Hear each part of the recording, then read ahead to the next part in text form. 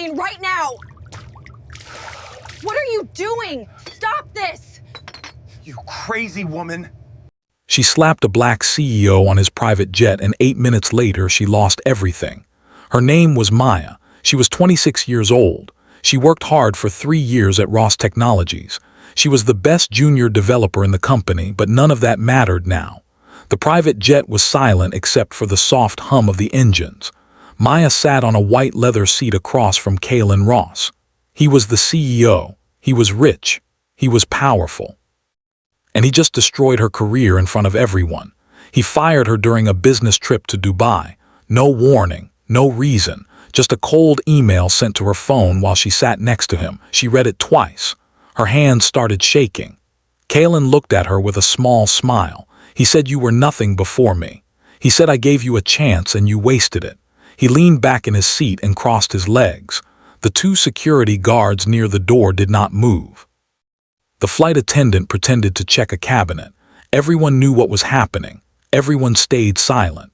Maya felt heat rise from her chest to her face. She asked why. Kalen laughed. He said, "Because I can." He said, "In my world, people like you are tools. When the tool breaks, I throw it away." Maya looked at her phone again. The email was real. Her access codes were already disabled. Her office key card was dead. Her salary for this month was marked as canceled. She had rent due in 3 days. She had her father in the hospital. She had nothing saved. Kalen knew all of this. He hired her. He tracked her. He owned her. He said, "Don't cry on my jet. It ruins the leather." That was the moment something inside Maya broke. Not her heart, not her mind, her patience. She stood up. The guards tensed. The flight attendant froze. Kalen raised one eyebrow. He said, "Sit down, little girl." Maya did not sit. She walked 2 steps and stopped right in front of him. He looked up at her. His smile was gone now. He said, "Don't do something stupid." Maya remembered everything. She remembered the late nights, the stolen ideas he called his own, the credit he never gave, the bonus he promised and took back, the way he humiliated her in meetings, the way he touched her shoulder too long, the way he said, "You are lucky I keep you around." She raised her right hand. Kalen did not move. He thought she was bluffing. He said, "You don't have the guts." Maya slapped him. Sound cracked through the cabin like a gunshot. His head turned to the side. His glasses fell off. A red mark appeared on his cheek. The guard stepped forward. Kalen raised his hand to stop them. He turned his head back slowly. He touched his cheek. He looked at his fingers, no blood, but his eyes changed. They became cold, empty, dangerous. He smiled, not a happy smile, a smile that said, "You just signed your death warrant." He picked up his phone. He typed one message, 3 words, "Start the protocol." Then he showed the screen to Maya. She did not understand yet. He said, 8 minutes. That is how long your life will last. Sit down and watch. Maya sat down because her legs gave up. Her phone buzzed, then again, then again. The first alert was from her bank, account frozen, balance 0. The second alert was from her landlord, lease terminated, eviction notice served. The third alert was from her car company, repossession ordered, all within 2 minutes. Kalen poured himself a drink.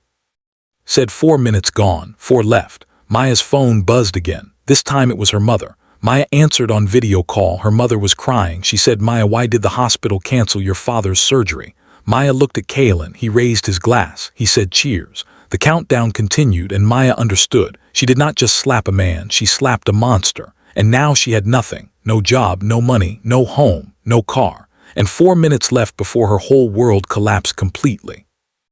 The jet flew on. There was no escape. There was no help coming. There was only Kalen Ross smiling as he watched her die a slow digital death at 40,000 feet in the air. Maya could not breathe. Her phone buzzed again and again like a heart monitor flatlining. 4 minutes had already passed, 4 more remained. Kalen Ross swirled his drink and watched her like a scientist watching a bug die under glass. He said, 4 minutes is a long time, plenty of time to lose everything you ever had. Maya looked at her phone screen. A new email arrived from her bank. Subject line, final notice. Her savings account closed. Her checking account frozen. Her credit cards canceled. All transactions reversed. She had $17 in her pocket, that was all. Kalen said, "Your credit score is now negative. Did you know that was possible? I made it possible." He laughed softly. Maya tried to open her banking app. Access denied. She tried her payment apps. Account suspended. She tried her investment account. Gone. 3 years of saving and investing and working late nights erased in 4 minutes. Kaylin said 2 years ago you asked for a raise. I said no. You stayed anyway. That was your first mistake. Maya remembered that day. She was in his corner office. She showed him her achievements, her sales numbers, her code improvements.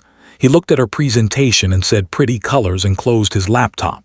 He gave her a $500 bonus and said be grateful. She was grateful. She was stupid. Another buzz. Her phone showed a notification from her apartment building. Smart lock disconnected. Access revoked. Eviction notice served electronically. She had until midnight to remove her things. Kaylin said I own that building. Did you know that? No, of course you did not. Poor people never check who owns their cage. Maya felt tears coming, but she pushed them down. She would not cry in front of him. She would not give him that satisfaction. He said 3 minutes left. Let us speed this up. He typed something on his phone. Maya's phone buzzed again. It was her car loan company. Vehicle repossession approved. A tow truck was already at her apartment parking garage. Her red Honda Civic was being hooked up right now. She bought that car with her first big bonus. She paid for 2 years. Now it was gone. Kaylin said you live 15 miles from the office. No car, no bus money, no train station near you. How will you get to your new job? Oh wait, you do not have one. Maya stared at him. She wanted to slap him again. Harder this time, but her hands were frozen. He said 2 minutes. Your phone is about to get very busy, and it did. Emails started flooding in. Her freelance clients all sent the same message. Contract terminated immediately. No explanation, no warning, just a form letter signed by Ross Legal Department. She lost 6 contracts in 30 seconds. $15,000 of monthly income gone. Her editing gigs, her consulting work, her weekend coding projects, all of it. Deleted. Kaylin said I own the platforms you worked on. I own the payment processors you used. I own the people who hired you. You were never independent. You were just renting space in my world. Maya's hands were shaking now. She dropped her phone on the floor. The screen cracked but kept buzzing. New message from her best friend since college. A woman named Sarah. They lived together for 3 years. Sarah was her maid of honor at her wedding. Sarah knew everything about her. The message said, I am sorry, but I cannot talk to you anymore. My husband works for Ross Technologies. If I stay friends with you, he loses his job. Please do not contact me again. Maya picked up the phone and read the message 3 times. Kaylin said Sarah is smart. Her husband is smart. You are the only one who did not understand how the world works. 1 minute left. Maya's phone showed a final email from her mother's hospital. Subject line insurance cancellation. Her father's surgery was scheduled for tomorrow morning. Heart bypass. Critical. Without it, he would die within weeks. The email said her father's health insurance was tied to her employee benefits. She was fired. Benefits ended immediately. Surgery canceled. No appeal possible. Maya looked up at Kaylin. Her face was white. Her lips were dry. She said, please, just one word, please. Kaylin finished his drink. He set the glass down. He looked at his watch. He said, time is up. 8 minutes exactly. You slapped me. I erased you. There is no please in my dictionary. He stood up and walked to the bedroom at the back of the jet. He stopped at the door and looked back. He said, enjoy the rest of the flight. We land in 3 hours. Try not to touch anything expensive on your way out. The door closed behind him. Maya sat alone in the cabin. The engines hummed. The flight attendant avoided her eyes. The guard stared at the wall. Maya looked at her cracked phone screen. 0 messages, 0 money, 0 friends, 0 hope. And 40,000 feet below her the world kept spinning like nothing happened. But everything happened. And Maya had nothing left except the memory of her own hand swinging through the air. The private jet landed 3 hours later. Maya did not move from her seat the whole time. She stared at her cracked phone screen like it was a grave. Kaylin Ross walked out of the bedroom looking fresh and clean. He had changed his shirt. He had fixed his hair. The red mark on his face was gone. He walked past Maya without looking at her. He said to the guards, make sure she leaves the airport like a normal passenger. No special treatment. No taxi vouchers. Nothing. He stepped off the jet and disappeared into a black SUV. The guards looked at Maya. One of them said, Mom, you have to leave now. Maya stood up. Her legs were weak. Her head was heavy. She walked down the stairs and into the private terminal. The guards did not follow. She was alone. She walked through the terminal like a ghost. Rich people in suits walked past her. They did not see her. She was invisible now. She reached the public area of the airport and sat on a gray metal bench near baggage claim. Opened her phone. The screen was cracked but still worked. She checked her bank again. 0. She checked her email again. 47 new messages, all bad. Her landlord sent a final notice. Her car loan company sent a confirmation of repossession. Her freelance clients sent termination letters. Her credit card company sent a closure notice. She owed them $4,000, due immediately. She had no way to pay. She looked at her mother's last message, a voicemail from 2 hours ago. She played it. Her mother's voice was broken. She said, "Maya, please call me. Your father is crying. The hospital said no surgery. They said we have to pay $60,000 up front. Where do we get $60,000? Maya, please do something." Maya closed the phone. She could not call back. She had nothing to say. She had no money, no job, no way to help. She sat on the bench for 30 minutes. Then her phone buzzed again. A new email from Ross Technologies' legal department. Subject line: non-disclosure agreement violation.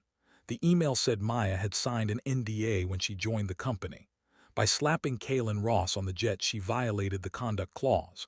The company was suing her for $250,000. Court date in 2 weeks. Maya read the email twice. $250,000. She did not have $250. She put the phone down. A family walked past her.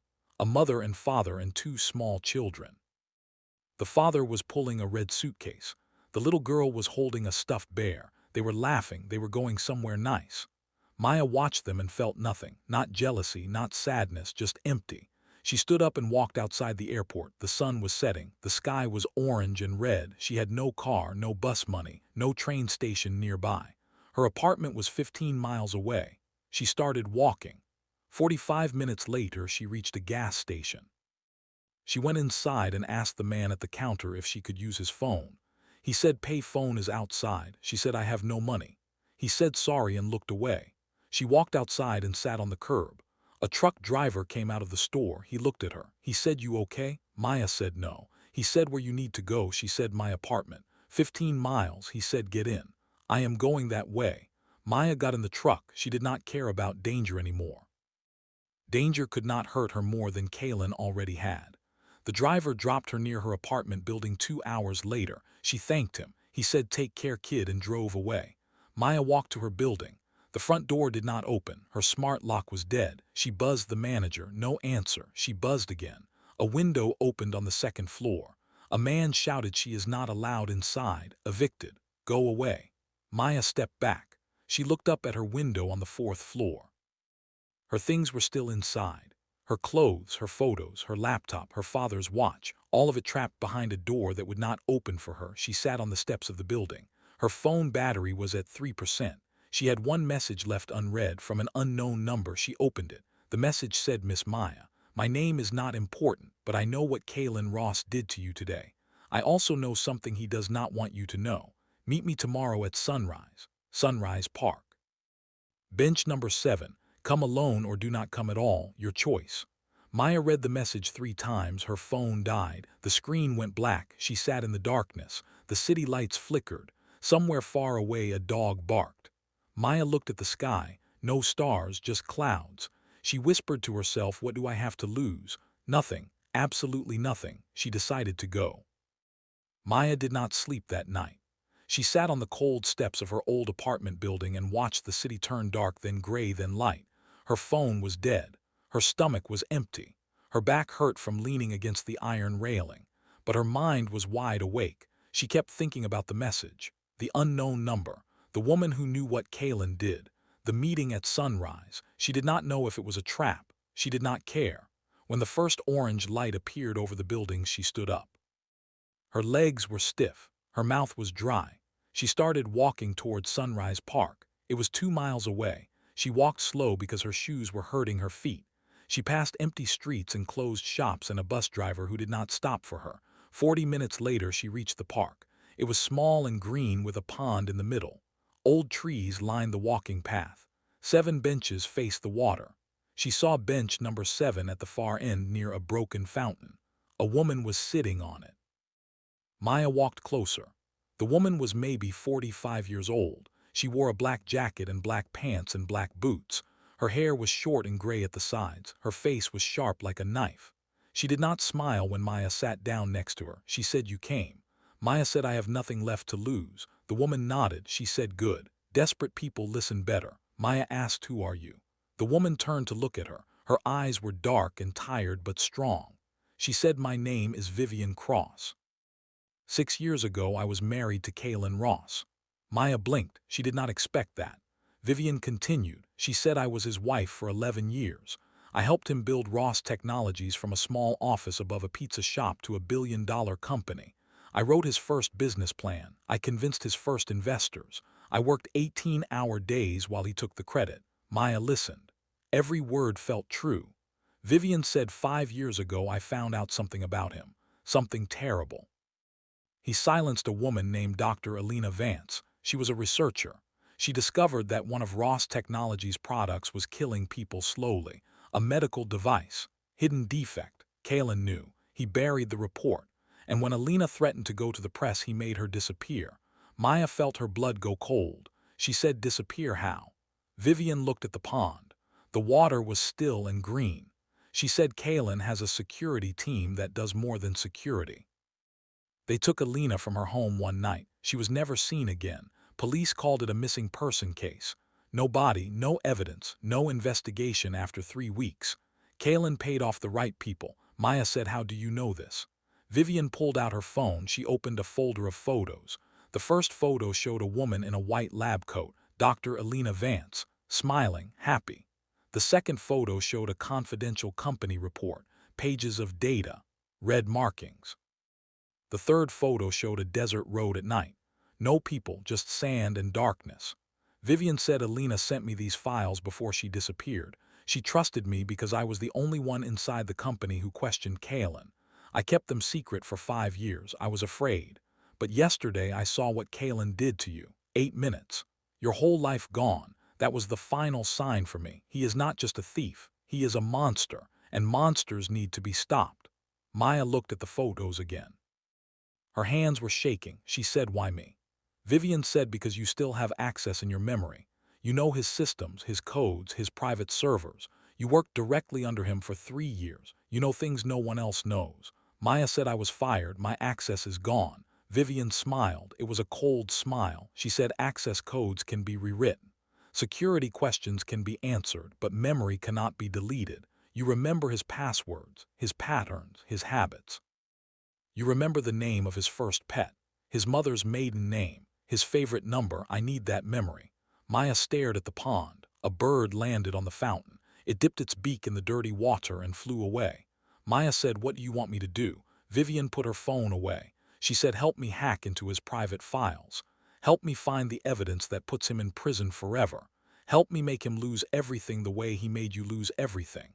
Maya was silent for 10 seconds. Then she said yes. Vivian stood up. She said, "No questions, no fear, and no slapping this time. We do this smart." Maya stood up too. Her legs still hurt. Her stomach was still empty, but her chest felt warm for the first time since the jet. She said, "When do we start?" Vivian said, "Now." She pointed to a black car parked near the park entrance. She said, "Get in. We have a lot of work before Kalen finds out you are not dead yet." Maya walked toward the car. She did not look back at the bench or the pond or the broken fountain.